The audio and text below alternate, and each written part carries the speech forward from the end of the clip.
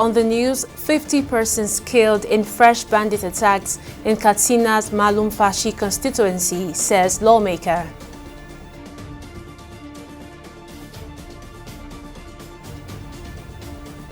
Ogun APC suspends Benga Daniel indefinitely over anti-party affairs.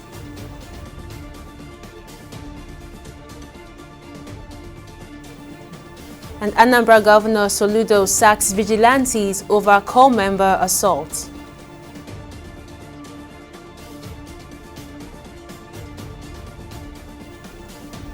We're glad to have you join News Now on TV360 Nigeria. I am Joy Uchejim. We begin in Katsina State, where the lawmaker representing Malumfashi constituency in the Katsina State House of Assembly, Honorable Aminu Ibrahim, says no fewer than 50 persons have been killed in a wave of fresh bandit attacks in his constituency. He revealed that 30 worshippers were shot dead and another 20 burnt alive in separate incidents across Malumfashi local government area. Ibrahim, who was visibly distressed, informed colleagues during plenary that the attacks occurred in Gidan Adamu Matau, Unguwar Ya Maidabo, and Makera villages in Karfi Ward, as well as Bogigao community in Yaba Ward. According to him, residents now live in constant fear.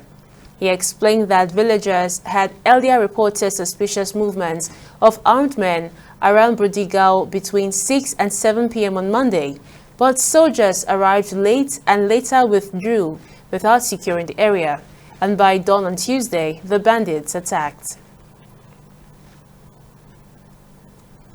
Now still on security, the Commissioner of Police for the Federal Capital Territory, Ajao Adewale, has disclosed that illegal mining has evolved into a powerful cartel-controlled business funded by influential Nigerians. This illicit trade is driving banditry and costing the nation an estimated $9 billion every year. Speaking at a media briefing organized by the Nigerian Union of Journalists, FCT Council, on the fight against illegal mining, role of the media in Abuja, Adewale described illegal mining as one of Nigeria's most serious national security threats. Adewale emphasized that without strong cooperation between security agencies and the media, these criminal cartels will continue to prosper. Within these 3 years, Nigeria has lost a total of 41.1 trillion naira to illegal mining in physical cash. This is outside the human life that has been wasted. The indirect cost of this illegal mining equally tells on our environment. The degradation, digitalization, dislocation of members of the community that we have witnessed in Samvara and currently happening in part of Abuja here. Security implications, security crackdown. Banditry is strange to Nigeria until illegal mining assumed crescendo in Zamfara State, propelled by foreign criminals. Illegal mining has been directly linked to insecurity in the rise to violent crime such as banditry, kidnapping, and armed conflict, especially in states like Zamfara, Katsina, Niger, and even part of Federal Capital Territory. This is due to struggle for control of mineral resources, funding source of bandits, weak law enforcement, position of the Constitution, and corruption among others. Now, the Chief of Army Staff, Lieutenant General Olufemi Oluyede, has said that the various challenges facing soldiers will be addressed squarely. He said with the support of the President Bola Tinubu's led federal government, concerted efforts are on to make life better for the soldiers and their families. Oluyede stated this while answering questions from newsmen on Wednesday at the end of a 3-day visit to the headquarters of the Nigerian Army 6th Division in Port Harcourt. During the visit, the Army Chief commissioned a number of projects, addressed troops, and interacted with critical stakeholders in the Niger Delta region. And now to other stories. In Nigeria, an estimated housing deficit of 28 million exists, a situation that worries many citizens due to the challenges of owning a decent and affordable home. Now, in tackling these concerns, the Federal Housing Authority has commissioned the 50-unit Express View Estate Phase 1 in Abuja, comprising terraces and flats. The Minister of Housing and Urban Development, Ahmed Dangiwa, represented by the Permanent Secretary of the Ministry, has commissioned the Federal Housing Authority's 50-unit Express View Estate Phase 1, comprising terraces and flats. The initiative is part of efforts towards the actualization of President Bola Ahmed Tinubu's Renewed Hope housing delivery agenda, aimed at providing affordable housing solutions for all Nigerians. On assumption of office about 70 months ago, our management hinged our agenda on this mantra of renewed hope, which is embedded on provisions of affordable and livable houses to Nigerians. We strategized towards the realization of this goal. We quickly embarked on the acquisition of land, which is an essential ingredient in the housing provision. To achieve this, we visited 28 states of the country and were given lands in all. The governor displayed exceptional spirit of statesmanship as we were in most cases allocated land free of charge and can boast of many certificates of occupancy. I completely agree that it's one drop in a huge ocean, and that is why I made the emphasis during my speech that government need to pump in more and more and more and more money into direct housing constructions, especially social housing, then also, of course, build up the capacity of mortgage by pumping in enough money to be able to change the dynamics from houses chasing money to money chasing houses. And now to Anambra State, the government has dismissed 8 vigilante operatives who assaulted a serving female member of the National Youth Service Corps, Edema Jennifer Eloho, in Oba Edemili South local government area of the state. The special advisor to Governor Chukwuma Soludo on community security, Ken Emeakayi, who disclosed this in Oka on Wednesday, stated that the state had also covered the victim's medical bills, replaced her damaged valuables, and tendered a public apology to her family and the NYSC. According to him, the operatives, who claimed they were in pursuit of suspected cultists, acted outside their mandate and will be handed over to the police for prosecution. And now to political stories. The Ogun State chapter of the All Progressives Congress, APC, has suspended Gbenga Daniel, a former governor of the state, over alleged anti-party affairs. Daniel, the senator representing Ogun East, was suspended alongside Kunle Folarin, one of his loyalists. Ogun APC spokesperson Nuberu Olufemi said in a statement that the party's state working committee ratified the suspension of Daniel and Folarin by their respective wards on Tuesday.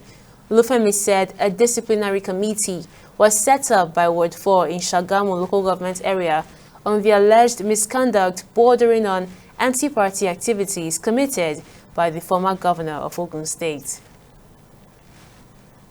And now diverse reactions continue to trail the Revenue Mobilization, Allocation and Fiscal Commission's plan to review the salaries of political office holders in Nigeria, with critics describing the proposal as insensitive amid prevailing economic hardship.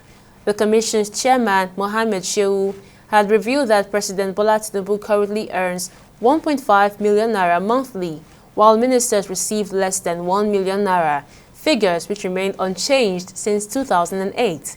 Speaking exclusively to TV360 Nigeria, public affairs analyst Jide Johnson faulted the timing of the move, stressing that leaders are meant to serve and make sacrifices, especially when the government claims it cannot afford to raise the minimum wage.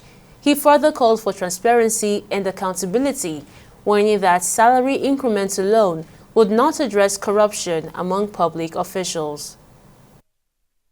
Every now and then, the Revenue and Fiscal Mobilization Committee usually come up with, particularly at the beginning of every new administration, and with that, the salary and wages of the political office holders are inadequate. And as far as I'm concerned, this is not the right time for that. And two, they are being insensitive to the plights of common man. I think one of the things that we should put in place is to ensure that those that want to go to public service, they are there to serve the interest of the people and not to water their pockets. How much does the President of America, the salary of the President of America has not been increased in the last 20 years to my knowledge. It's $400,000 per annum. That was what Donald Trump collected 8 years ago when he was newly elected in 2016. That's what he's still collecting after he won the election in 2024. And so you begin to wonder, the salaries of people in Congress in America has not been increased. What is the justification for the political office holder in Nigeria to say that they want to increase their salary, whereas they were complaining that they don't have the resources to increase the minimum wage of the workers? As far as I'm concerned, this is insensitive, and this is not the right time for such. And now the United Nations in Nigeria and its partners joined the rest of the world to commemorate the 2025 World Humanitarian Day in Abuja.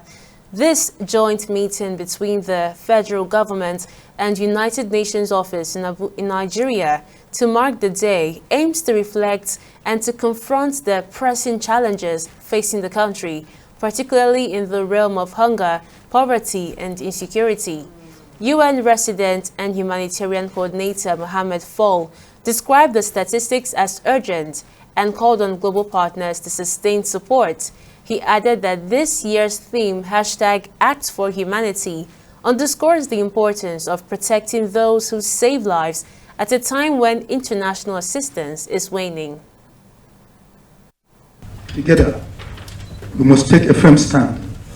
Attacks on humanitarian workers and on the communities they serve must come to an end. It is worth noting that in Nigeria, humanitarian workers have been instrumental in providing vital assistance to internally displaced persons affected by insurgency, farmer-herder conflicts, and banditry. These everyday heroes work tirelessly to ensure the survival, well-being, and dignity of people affected by crises in states of the Northeast, Northwest, and some part of North Central. The humanitarian needs in Nigeria have outpaced traditional models. Funding gaps persist, protection risks are rising, and access constraints continue to hinder life-saving assistance. Most concerning is that our humanitarian colleagues, especially staff, face increasing threats in the line of duty. We must also acknowledge a deeper challenge. While effective in saving lives, current models do not always build the resilience needed to end cycles of crisis. When communities are excluded from decision-making, or when local systems are bypassed, we risk undermining the very stability we aim to create. Despite growing need, in Nigeria, we have received, as we speak, only 16%, which is $149 million in funding on the 2025 Humanitarian Need and Response Plan. This is 26% of what we have received at the same time last year, and the shortfall has left millions of people vulnerable. Globally, 2024 marked the deadliest year on record for humanitarian aid workers, with 383 killed. By mid-2025, another 248 lives had already been lost, with Nigeria among the most affected countries. This year's World Humanitarian Day is dedicated to honoring the brave men and women who risk everything to save others, often paying the ultimate price. According to the United Nations, aid workers in conflict zones are increasingly targeted, making their mission even more dangerous. TV360's Faith Joseph completes the report. In conflict zone and disaster across Nigeria, humanitarian workers bring hope and relief amid peril. Yet, their dedication often comes with fatal risks, kidnappings, attack, and even deadly ambush. Between 2020 and 2024, there were 79 report incidents affecting 49 aid workers, including kidnapping, ambush, and murder. In one of the Bichwal case in Borno State, northern Nigeria, aid workers delivering food and medical support were ambushed and killed. For many Nigerian local staff, international frameworks offer little protection on the ground. Making World Humanitarian Day, humanitarian workers are urging the Nigerian government and local community to enforce stronger measures against armed groups that attack aid workers and vulnerable civilians.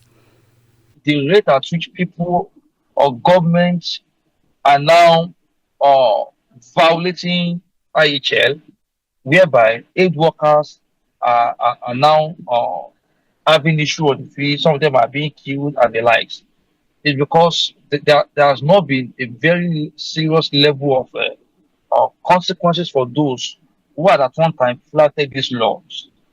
If the consequences have been tightened, if there has been very serious political will on the part of the government of the countries, as well as from the ICC, I think the rate at which people are flouting this regulation will have come down. In Nigeria, the National Assembly, they must have signed a law, and the president of the country must have signed a law that recognizes Red Cross and the international humanitarian laws, which says some people who are civilians should not be shot at, and also the prisoners of war should not be used also as maybe for experiment or for any form of torture.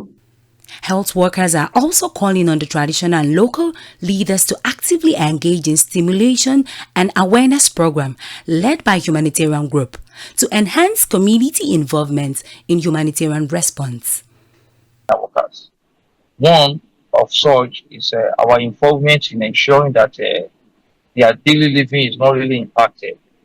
So whenever many of them are displaced like that, if they are fortunate, some of them will find themselves in IDP camps, and even at IDP camps, you see humanitarian workers working day and night to ensure that they help them, they alleviate their suffering, they assist them to stay have a basic comfort. We have what we call early warning system. That is, we give orientation to local community through the gatekeepers, that is the local chief, the CDA, and also different groups in that community. We engage them, we tell them the implication of not responding, not acting fast. As conflict disaster epidemic surge, citizens are urged to volunteer with humanitarian organizations and help protect vulnerable lives. Actually, the strength of most humanitarian organizations like Red Cross is based on the number of volunteers who are trained from time to time on different areas. We equally have a platform in the Red Cross where the volunteers can get themselves busy and do a lot of courses, which we empower them to have a better knowledge on how to work during any form of emergencies. On the World Day Humanitarian 2025, Nigerian joined global call #ActForHumanity. Humanitarian workers demand strong laws, sustainable funding, empowered community to protect those who protect others. Faith Joseph, TV360, Lagos. It's now time for a short break. When News Now returns, dozens of Afghan deportees from Iran killed in bus crash. Stay with us for details.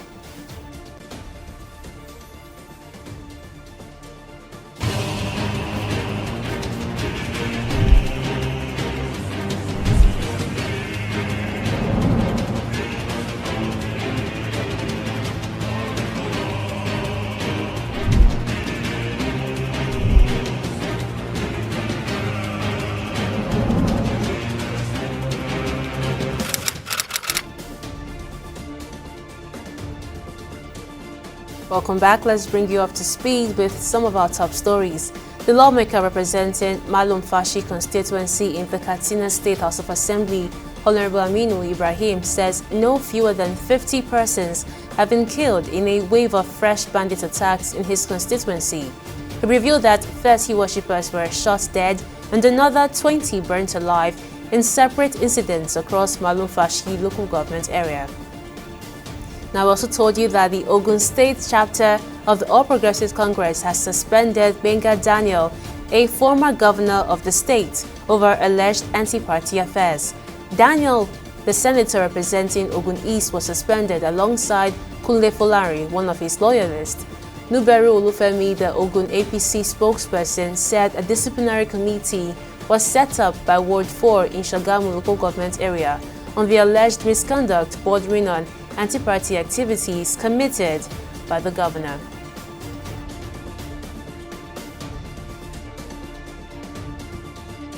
In the last 3 years, we have built a multi-purpose center, which is the envy of all in our constituency. And I can tell you that the people who are living there are already enjoying it. Guy, do you think what this man just said is true? See, I seriously doubt. I'm sure it's one of those their silly lies. And wait, do you know there's a way to find out if these things he's saying is true or not? This is the Construct app. It gives people like us a sure way to track implementation of constituency projects. It gives valid and verified information on location of projects, amounts allocated, amount funded, the level of job done, and even the profiles of concerned legislators. You and I can post directly on this app. Are you serious? This is the Go-To app if you want to know how our Commonwealth is being expanded by the government. Wow.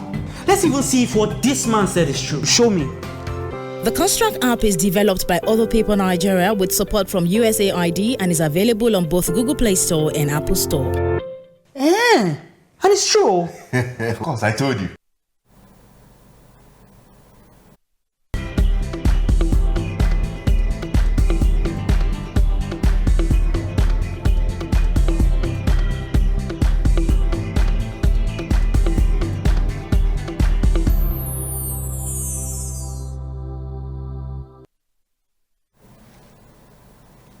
Let's now join Victoria Konde for more on business news. What's the latest, Victoria? Thank you very much, Joy. Welcome to Business News. Now, the Manufacturers Association of Nigeria, MAN, has called on Nigerians to patronize locally made goods as a way of boosting economic growth, creating jobs, and increasing government revenue. This appeal was made during MAN's 58th annual general meeting themed Driving Economic Growth, the role of the Manufacturers Association of Nigeria in advancing the Nigeria First policy for sustainable development. Speaking at the event, MAN's Director General Segun Ajayi Kadir stressed that prioritizing local content is no longer an option but a necessity. On his part, the president of MAN said the Nigeria First policy underscores the need to deepen backward integration, promote value addition, and reduce the country's overdependence on imports. What we have done in the Ikeja branch at this AGM is for us to look at the economic development and growth of our country within the concept of Nigeria First. You are aware that the federal government initiated the Nigeria First policy, and it is aimed at focusing on productivity and localizing our strategies for economic development. So the Nigerian First policy, the way MAN sees it, is frontally looking at how we can prioritize patronage of made in Nigerian products and to ensure backward integration and transformation of our natural resource to raw materials and then products, which would obviously improve the economic environment. It will create jobs. Is going to enable us to have a value chain development that is conducive for a progressive economy. And the focus has been on how this process will drive sustainable growth of manufacturing in Nigeria, and also sustainable growth of the national economy. One thing we have been saying for over years is a good interest rate. There are two key things there. One, accessibility to funds and the cost of the fund. You see, these two are not readily favorable to manufacturers. The funds are not accessible at a good rate. The current rate is still above 30, and it is very difficult to survive in the risk sector at that rate. It needs to be at an affordable rate.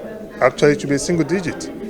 And we have been trying to plead, we have been pleading all over to the federal government that this should be looked into to find the kind of a fund that will be pushed to the manufacturer, make it available to the manufacturers at a single digit rate. Right now, we would go on a short break and be back with stock market updates.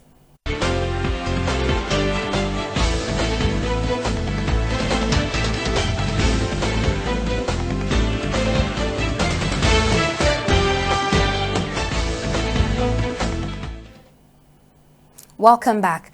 It's the third trading day of the week, and the Nigerian equities market continued its downward momentum, declining by 0.73%, and the market capitalization now stands at 86.6 trillion naira. In total, 129 equities traded on the NGX, with 26 gainers and 39 losers. On the losing side, corn oil came out last with an end-of-day price appreciation of 9.98% at 211 naira 10 kobo per share, and it was followed closely by Guinness Nigeria. At the end of today's session on the Nigerian exchange, over 721 million shares were exchanged in 28,728 deals, corresponding to a market value exceeding 12 billion naira. Now, when this is compared with the previous NGX trading day, which is Tuesday, August 19, today's data shows 30% decline in volume, a 27% decline in turnover, and a 16% decline in the number of deals. Now, switching to the global front, the UK's FTSE and Japan's Nikkei closed in negative territory, while the US Dow Jones bucked the trend by ending in the positive territory. Now, switching to the foreign exchange market, the Naira traded at 1,545 Naira to the US dollar, and at 2,110 Naira to the pound, and 1,795 Naira to the euro. That's it on both business and stock market updates. Back to you, Joy, for the rest of the news. Thank you, Victoria. And now, in other countries, the death toll from a bus crash in western Afghanistan has risen to 79 after 2 survivors died from their injuries, an interim Taliban administration official has disclosed. The incident occurred late on Tuesday in Herat Province, Guzara district, when a passenger bus carrying Afghan returnees from Iran struck a motorcycle and a fuel truck, triggering a huge fire. At least 19 children were among those killed. Abdul Mateen Khani, spokesman for the interim Interior Ministry, told reporters in Kabul on Wednesday. And still on the foreign scene, the Israeli military says it is calling up to 60,000 reservists ahead of a planned ground offensive to capture and occupy all of Gaza City. A military official said the reservists would report for duty in September, and that most of the troops mobilized for the offensive would be active duty personnel. They added that troops were already operating in Zaytan and Jabalia areas as part of preparations for the plan. And finally on sports, former Super Eagles striker Brown Ideye has announced his retirement from professional football. The 36-year-old made the announcement on Tuesday in a post on X, expressing gratitude to God for his family for their support throughout his career. Ideye, who played in England, Greece, China, Ukraine and Spain, earned 28 caps for Nigeria and scored 6 goals. And that wraps up our bulletin on News Now. Many thanks for joining us. I am Joy Uchejim. See you next time.